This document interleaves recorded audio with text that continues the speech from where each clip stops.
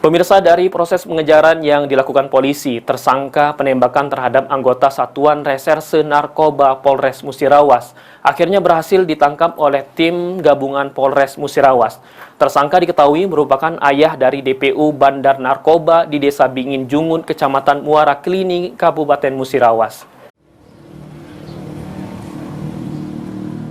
Sempat menjadi buron polisi, JA warga desa Bingin Jungun, Kecamatan Muara Kelingi, Kabupaten Musirawas yang telah menembak satu anggota Setres Narkoba Polres Musirawas saat hendak mengamankan anaknya dalam perkara narkoba, akhirnya berhasil diamankan polisi.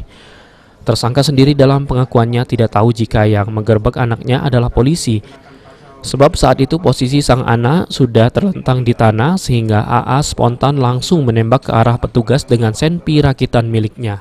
Kapolres Musirawas AKBP Ahmad Gusti Hartono dalam keterangan persnya mengatakan tersangka JA diancam pasal berlapis, diantaranya pasal percobaan pembunuhan. Yaitu tindak pidana narkotika, kemudian dibarengi juga kejadian berikutnya adalah perkara percobaan pembunuhan terhadap anggota Polri.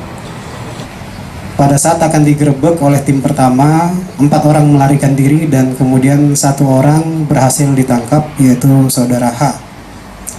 Kemudian di tempat itu juga selain saudara H ditemukan beberapa barang bukti. Sementara itu hingga saat ini kondisi anggota Polres Musirawas yang terkena luka tembak sudah dalam keadaan sehat di Rumah Sakit M. Hasan Bayangkara, Polda Sumsel. Trihajaria, PAL TV.